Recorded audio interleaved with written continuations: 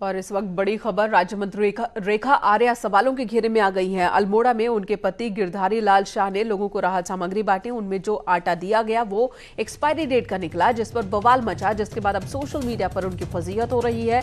आनंद फानम ने आटा मिल से एक पत्र भी लिखवाया गया, जिसमें लिखा गया था कि लॉकडाउन के चलते कट्टे के पैकेट्स खत्म हो गए थे और बैक डेट के कट्टों में ही आटा पैक किया गया था, जिसके साल 2018 लिखा हुआ था। यानी कि जो चिट्ठी लिखवाई गई है उस चिट्ठी के मुताबिक आटा फ्रेश था, लेकिन उसके पैकेट्स पर जो डेट वो पुराने, क्योंकि पैकेट्स पुराने थे, उनका इस्तेमाल किया गया था। लॉकडाउन की वजह से नए पैकेट्स नहीं मिले थे। ये बावजूद इसके ये सफाई जरूर सामने आई है, लेकिन लोग मानने को तैयार नहीं है। फजीहत हो रही है अब राज्य मंत्री की हर तरफ कि जो राहत सामग्री बांटी गई वो एक्सपायर्ड सामग्री है। तो राज्य मंत्री रेखा आर्या इस वक्त सवालों के घेरे में हैं। अल्मोड़ा में उनके पति ने राहत सामग्री बंटवाई थी, गिरधारी लाल शाह, जिन्होंने आटा का पैकेट्स लोगों के बीच बंटवाया था, लेकिन उस पैकेट्स पर डेट पुरानी। हालांकि जो सफाई पेश की गई है उसके मुताबिक लॉकडाउन की वजह से नए पैकेट्स मिले नहीं, इसलिए पुराने पैकेट्स में आटा जो है वो फ्रेश है, लेकिन पैकेट्स पुराने हैं। सुनील नौप्रभात देहरादून से इस वक्त हमारे साथ जुड़ गए हैं। सुनील, क्या अपडेट इस बारे में?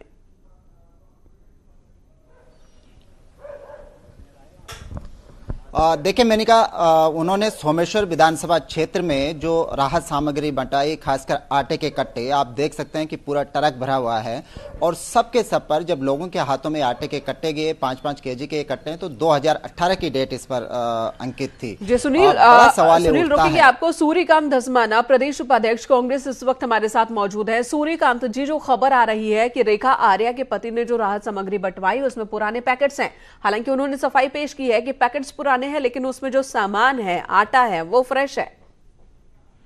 तो देखिए, बड़ा गंभीर मामला है। इस समय पहले ही लोग वैश्विक महामारी से परेशान हैं, लॉकडाउन से परेशान हैं, लोगों के यहाँ राशन नहीं है, लोगों के यहाँ खाने के लिए लोग मोहताज हैं। अब आप मदद के नाम पर अगर इस प्रकार से लापरवाही बरतेंगे, लोगों की सेहत के साथ अगर आप खिलवाड़ करेंगे, पहले ही कोरोना का इतना लोगों के अंदर डर और भय, और ऊपर से आप अगर राशन बांट रहे हैं तो भाई या तो बांटिए ही मत। अगर आपको राशन बांटना है, अगर आपको आटा, दाल, चावल कुछ भी उपलब्ध कराना है, तो लोगों के साथ कम से कम उनकी जान के साथ तो खिलवाड़ मत करिए। कोरोना से तो कोई मरे ना मरे, लेकिन इधर भूख से मर रहे हैं और उधर आप जो खाने को दे रहे हो जहर के रूप में। अगर माना जो खबर आ रही है 2 साल पुराना पैक्ड आटा बताइए, कभी इतना लंबा पैकिंग का आटा रह सकता है क्या? वो आटे के रूप में वो तो जहर बन जाएगा, उसके अंदर तो कीड़े पड़ जाएंगे। बहुत बिल्कुल सूर्यकांत जी, वाकई सवाल तो है, सोशल मीडिया पर भी यही सवाल उठ रहे हैं। हालांकि सफाई आई है, जो मिल है उसकी तरफ से ही लेटर लिखवाया गया है कि पैकेट्स पुराने हैं लेकिन आटा फ्रेश। सुरेश जोशी भी हमारे साथ जुड़ चुके हैं, प्रदेश प्रवक्ता बीजेपी के। सुरेश जोशी जी, इस बारे में क्या कहना है आपका? जो चिट्ठी आई है अब कि डेट जो पुराना इसलिए क्योंकि लॉकडाउन की वजह से पैकेट्स नहीं मिले थे, लेकिन आटा फ्रेश है, क्या मामले की जांच करवाई गई पार्टी की ओर से? नहीं, पहली बात तो मैं आपके संज्ञान में ये लाना चाहता हूँ कि जिस भी व्यक्ति ने अगर कोई मदद की होगी, चाहे उन्होंने आटा बांटा, चाहे चावल बांटा, बांटने वाले व्यक्ति की देखो नियत ऐसी तो नहीं हो सकती है कि भाई इस मतलब संकट में जो एक वैश्विक महामारी है, वैश्विक महामारी। सुरेश जोशी जी, नियत पर सवाल बिल्कुल नहीं है, नियत पर सवाल बिल्कुल नहीं है। सवाल लोग ये उठा रहे हैं कि राहत के नाम पर हड़बड़ी में कहीं गड़बड़ी तो नहीं कर दी गई?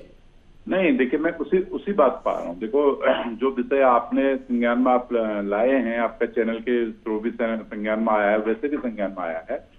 हमारा मानना सिर्फ इसमें इतना है कि अगर किसी भी स्तर पर, चाहे मिल मालिक के स्तर पर है या बांटने वाले के स्तर पर है या किसी अन्य स्तर पर है, अगर कोई लापरवाही हुई है या कोई गलती हुई है, कोई मटेरियल गलत गया है, तो उसकी निश्चित तौर पर जांच होनी चाहिए कि इस संकट तो अभी तक जांच हुई नहीं है? नहीं, इस उस पर जांच होनी चाहिए। अभी तो ये मामला ही कल परसों का आया है, लेकिन इसके लिए हम भी जो है कि प्रशासन से, शासन से कहेंगे कि इसकी जांच करा ली जाए। जो आटा जो है कि पैक्ड आए हैं, जिनको भी वो वितरित हुआ है, उसके सैंपल टेस्ट कर लिए जाए। सैंपल टेस्ट करने के बाद पता चल जाएगा कि भाई मिल वाला सही कह रहा है या हमारे कांग्रेस के मित्र सही कह रहे हैं। क्योंकि हर बात पर अगर हम लोग राजनीति करेंगे तो मुझे लगता है कि ये राजनीतिक विषय नहीं है। अगर किसी ने गलती की है तो निश्चित तौर पर देखो कि भाई उस गलती सुरेश जी, लेकिन अगर तुरंत जांच हो जाए तो शायद जो राजनीति करने का वक्त ही ना बचे, लेकिन अभी तक 2 दिन पहले का मसला आप खुद बता रहे हैं और अभी तक जांच हुई नहीं।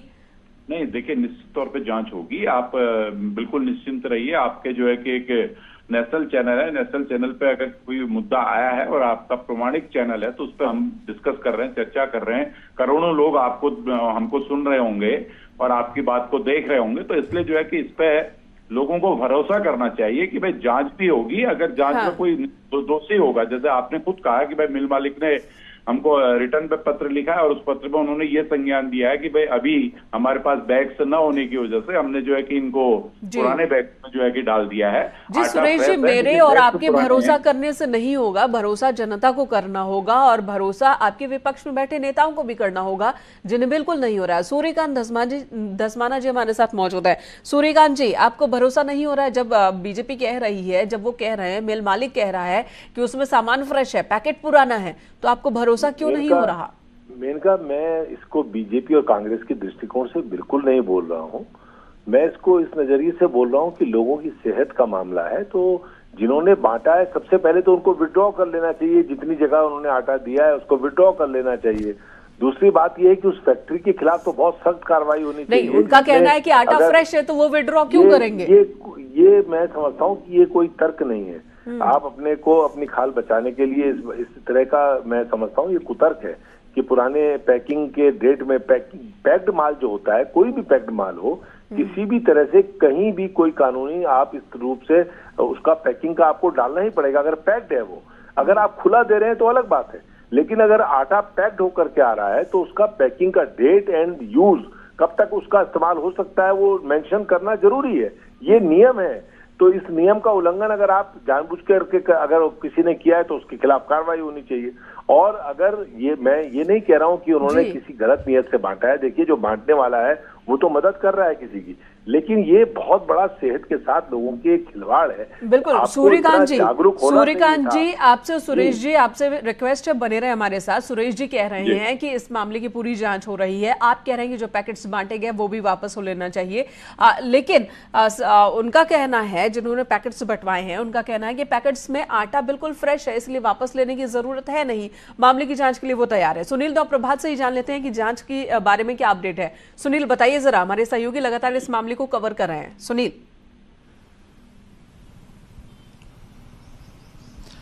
देखिए, मैंने कहा सबसे पहले मैं एक बात कहना चाहूंगा कि हमने 2013 की आपदा भी देखी और 2013 की आपदा के दौरान जब इसी तरह राहत सामग्री बांटी गई तो उसमें बड़े पैमाने पर एक्सपायरी डेट का सामान था। इस ऐसे ही मौकों पर जो तमाम, चाहे वो फैक्ट्री मालिक हों चाहे उद्योगपति हों, हमने अक्सर ये देखा कि जब इस तरह की महामारी आती है, जब इस तरह का डिजास्टर होता है, तो अक्सर ऐसा माल जो डंप होता है वो बाहर निकाल लिया जाता है। सवाल गिरधारी लाल साहू की नीयत से लेकर राइस मिलर की नीयत पर भी है, क्योंकि अगर अब जांच होगी तो नपेंगे दोनों ही। इसलिए राइस मिलर तो हर हाल में लिख के देगा, ये साबित करना चाहेगा, उसकी 100% ये कोशिश होगी कि वो अपने एक्सपायरी डेटेड माल को साबित करे कि ये माल नया है। सवाल ये उठता है कि आपने 1-2 पैकेट लिए गए हैं, जांच की शुरुआत हुई है या अभी तक नहीं? जांच की शुरुआत हुई है या अभी तक नहीं हुई है? देखिए, मैंने कहा अभी तक इसमें कोई कार्रवाई नहीं हुई, कोई सैंपल अभी तक नहीं लिए गए। और जहां तक ये मामला उठने का बात है, बात ये भी है कि जब आप 2018 के पैकेट में लोगों को ये राहत सामग्री बांट रहे थे तो आपने हाथों हाथ लोगों को ये विश्वास क्यों नहीं दिलाया? ये बात तब सामने आई जब सोशल मीडिया पर ये वायरल होने लगी, लोगों ने हंगामा काटना शुरू किया, फिर आनन फानन में जो आटा मिलर है उससे ये पत्र लिखाया गया। दूसरी ओर मैंने कहा एक बड़ी ये बात ये भी है कि अगर आटा पुराना है, अगर आटा एक्सपायर्ड है, तो जाहिर सी बात है उसमें मिल मालिक भी कल्प्रिट है, तो उसकी चिट्ठी का क्या मतलब फिर यहाँ पर? सुनील, धन्यवाद इस वक्त पूरी जानकारी देने के लिए। जांच अभी बाकी है, इस मामले की जांच हुई नहीं है। हालांकि सवाल ये भी है कि जब मसला इतना गंभीर है तो फिर सैंपल्स लेने में इतनी देरी क्यों, जांच में इतनी देरी क्यों? सुरेश जोशी, प्रदेश प्रवक्ता बीजेपी, हमारे साथ बने रहे। उनका धन्यवाद आपका सुरेश जी। सुरेश राजेश जी का कहना है कि नियत बिल्कुल गलत नहीं है और इस मामले की जांच पार्टी भी करवाएगी। सूर्यकांत धस्माना, प्रदेश उपाध्यक्ष कांग्रेस, वो लगातार हमारे साथ बने और उन्होंने बताया कि नहीं जी, यहाँ नियत पर सवाल करना ही होगा। भरोसा कैसे कर सकते हैं अगर डेट ही पुरानी है, जो कि नियमों के विरुद्ध है पैकेट्स पर। सूर्यकांत जी, धन्यवाद आपका भी इस वक्त पूरी बातचीत के लिए। तो सवाल जवाब से ज्यादा जरूरी है कि इस मामले की जांच हो जाए ताकि हकीकत सामने आए। लोगों का भरोसा खुद ब खुद बन जाएगा अगर हकीकत में वाकई जो कुछ कह रहे हैं इस वक्त गिरधारी लाल वो सही है। तो देहरादून से एक और बड़ी खबर, आज 738 डिलीवरी बॉयज के पास रद्द कर दिए जाएंगे। ये पास बिना वेरिफिकेशन के लिए ही जारी हो गए थे। प्रशासन की चेकिंग में इनका जो एड्रेस है वो गलत मिला। 756 पास में से 738 पास वेरीफाइड नहीं किए गए थे। डीएम ने एसएसपी को रद्द करने का, इन पासों को रद्द करने का निर्देश दिया है। तो एक बहुत बड़ी लापरवाही एक बार फिर सामने आई। 756 पास में से 738 वेरीफाई ही नहीं किए गए थे। इन सबका एड्रेस गलत मिला है और अब ये जो पास है डिलीवरी बॉयज के पास, वो रद्द कर दिए जाएंगे आज से।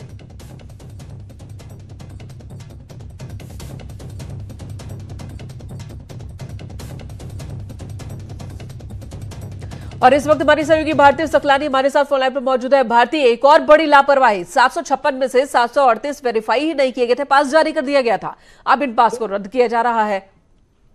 बिल्कुल, मैं इनका बड़ी लापरवाही है। आपको ध्यान होगा कि जिस तरीके से दिल्ली में डिलीवरी बॉय कोरोना पॉजिटिव पाया जाता भी पास वेरिफिकेशन की बात की जा रही थी, लेकिन 3 लेवल पर यहाँ पर ये कहा जा सकता है कि चूक हुई है। यहाँ पर जिला प्रशासन, कंपनीज ने जो एड्रेस दिए हैं और थानों की तरफ से जो सूची उपलब्ध करवाई गई है उसमें भी वेरिफिकेशन यहाँ पर नहीं हुआ। जिला प्रशासन ने जब वेरिफिकेशन यहाँ पर किया तो ये सारे पासेस यहाँ पर गड़बड़ पाए गए हैं, एड्रेस यहाँ पर गड़बड़ है, वेरिफिकेशन यहाँ पर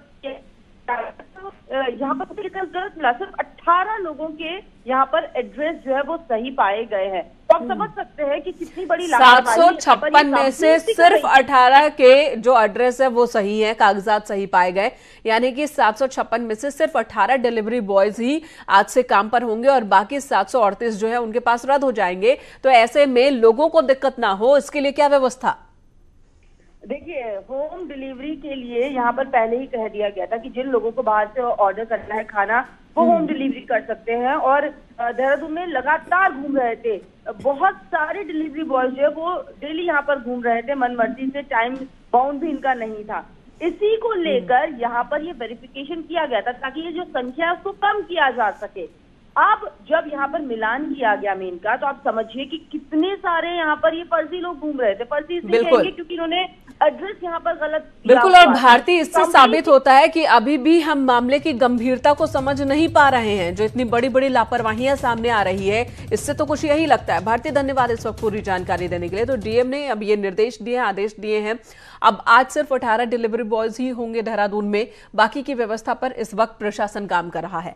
केंद्र और राज्य सरकार की परियोजनाओं का काम आज से शुरू हो जाएगा। पास जारी होने के बाद ही काम शुरू हो सकेगा। परियोजना में राहत शिविर में रह रहे मजदूर ही काम कर सकेंगे, यानी कि ये मजदूर अपने घर को नहीं जाएंगे, बल्कि जो राहत शिविर बनाया जाएगा उसी शिविर में रहेंगे, काम करेंगे और फिर वहीं रहेंगे। जबकि दूसरे जिलों का कोई भी मजदूर काम पर नहीं आएगा।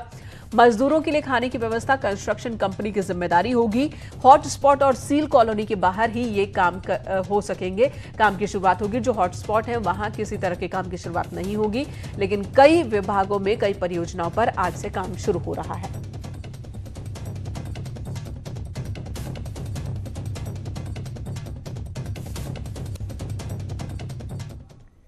चलिए बात अब प्रदेश की कर लेते हैं। शुक्रवार को प्रदेश में एक और कोरोना पॉजिटिव मरीज सामने आया है, जिसके बाद उत्तराखंड में कोरोना केस की संख्या 47 हो चुकी है। हालांकि अब तक 24 मरीज ठीक होकर घर भी लौटे हैं। जिस मरीज में कोरोना संक्रमण की पुष्टि हुई है वो देहरादून के रावली कैंप में रह रहा था, जिसे अब क्वारंटीन कैंप में भेज दिया गया है, आइसोलेशन वार्ड में भेज दिया गया है।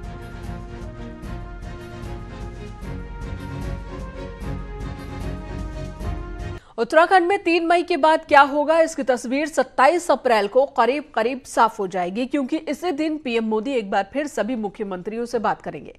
लेकिन संभव है कि इस बार उत्तराखंड को और बड़ी राहत मिल सकती है।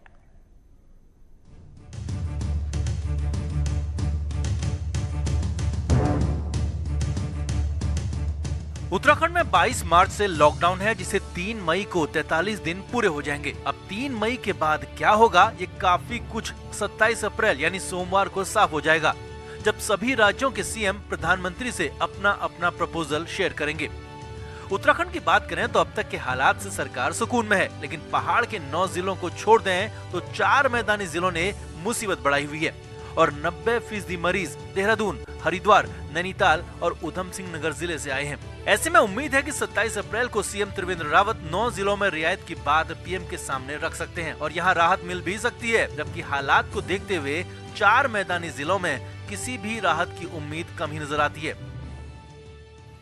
अभी तक कुल 47 पॉजिटिव केस राज्य में आए हैं और जिनमें से 24 ये ठीक हो गए हैं।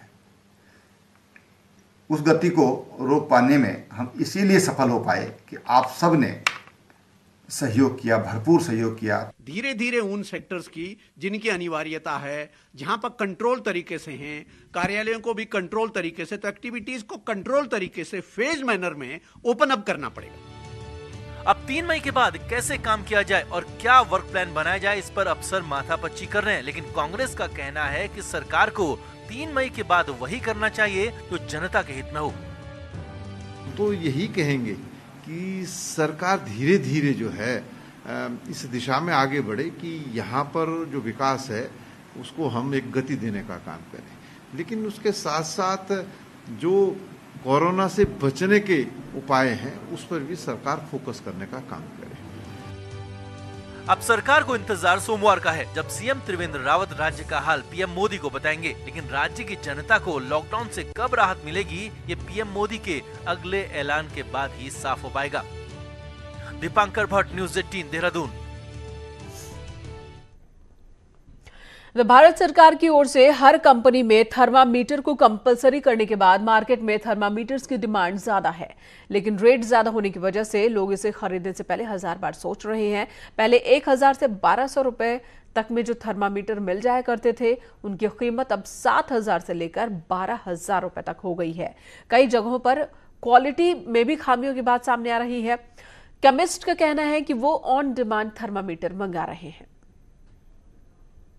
7,500 रुपए की रेंज में आ रहा है अभी, लेकिन मेरे पास आए भी थे तो वो गारंटी वारंटी तो कुछ दे नहीं रहे हैं, इसलिए मैंने वो पीस वापसी कर दिए, क्योंकि यहाँ तक कंडीशन थी कि एक बार चेक करके मैं कस्टमर को नहीं दे सकता था उसमें जो पीछे से आ रहा है, इसलिए मेरे पास 2 पीस आए थे, मैंने दोनों रिप्लेस कर दिए, उनको वापसी भेज दिया। अवेलेबल अगर कोई ऑर्डर देता है हम तभी ऑर्डर करते हैं पीछे से, बिकॉज अब थोड़ा एक्सपेंसिव हो गया है। ये पहले बहुत रीजनेबल रेंज पे मिल जाता था, अप्रॉक्सीमेटली अराउंड 1200-1500, बट अब कुछ ज़्यादा एक्सपेंसिव हो गया है, तो ओनली देन वी ऑर्डर अगर कोई हम लोगों को तो पहले सैनिटाइजर, मास्क और अब थर्मामीटर्स, इनकी भी किल्लत हो गई बाजारों में। लॉकडाउन के चलते भारत के राहत शिविरों में रह रहे नेपाल के नागरिकों के लिए गुरुवार का दिन बेहद खास रहा। चंपावत जिले के राहत शिविरों में रह रहे नेपाली नागरिकों से मुलाकात करने नेपाल के अधिकारी टनकपुर बनबसा पहुंचे। इस दौरान नेपाल के अधिकारियों ने नेपाल के नागरिकों से मुलाकात की, उनका हाल जाना, तो वहीं भारत सरकार की व्यवस्थाओं की जमकर तारीफ की। बारे में जो व्यवस्था करना पड़ रहा है, इसके देखते इसके होते हुए भी यहाँ नेपाली लोग के लिए जो व्यवस्था किया गया है, ये इससे हम बहुत पसंद हूँ। मैं थैंक यू भी बोलना चाहूँगा इंडियन गवर्नमेंट को और यहाँ के जितने भी अधिकारी हैं उन सब के प्रबंध के लिए मैं धन्यवाद कहूँगा। लेने के लिए कि मतलब नहीं, इनका यहाँ का सिचुएशन थोड़ा कैसे है, इनका घर में क्या प्रॉब्लम है, इनका घर में ये लोग यहाँ पर बैठे हुए हैं, तो इन लोग को इनका घर में भी मुसीबत हो सकता है, ये भी जान लें और इनकी करंट स्टेटस भी जान लें, और अगर इनका कोई समस्या ना हो तो हम हमारे हायरार्की चैनल में रिपोर्ट करके वहाँ से कोई डिसीजन हो तो ये जा भी सकते हैं। खाने पीने के अलावा भी हम लोगों की उनको हम लोग यहाँ पर योगा करवा रहे हैं, शिक्षा की व्यवस्था की जा रही है और उनको विभिन्न खेल करवाते हैं, तो उनके अंदर उन्होंने सब देखा तो काफ़ी प्रशंसा की है, उन्होंने धन्यवाद दिया भारत सरकार को और हमें लोगों को। इधर नेपाली नागरिकों के काली नदी पार कर नेपाल जाने की घटनाओं पर अब पिथौरागढ़ प्रशासन ने गंभीरता दिखाई है। प्रशासन ने बॉर्डर इलाकों में पुलिस और एसएसबी गश्त बढ़ा दी है। साथ ही लॉकडाउन के दौरान किसी भी तरह की आवाजाही पूरी तरह से रोक लगा दी गई है। आपको बता दें, लॉकडाउन के बाद बॉर्डर इलाकों से करीब 20 नेपाली काली नागरिक पार कर अपने देश पहुंच चुके हैं। जो नेपाली व्यक्ति जो है अगर इस तरीके से नदी क्रॉस करने का प्रयास कर रहे हैं, उनको रोकने के लिए पुलिस बल को हम लोग तैनात करेंगे। जहां जहां संभव है वहां पर एसएसबी का मदद लिया जाएगा। झूला पुल पर किसी भी तरीके से किसी का आवाजाही को हम अनुमति नहीं दे सकते हैं। द अल्मोड़ा मेडिकल कॉलेज में जल्द ही इलाज और पढ़ाई शुरू हो सकती है। मेडिकल कॉलेज में स्टाफ नर्स समेत कुछ अन्य पदों की भर्ती के लिए इंटरव्यू हुए। सैकड़ों की संख्या में प्रदेश भर से अभ्यर्थी यहां पर पहुंचे थे। हालांकि लॉकडाउन की वजह से यहां पहुंचने में लोगों को काफी दिक्कत हुई। अल्मोड़ा मेडिकल कॉलेज में भर्ती का ये ठेका एक निजी कंपनी को दिया गया है।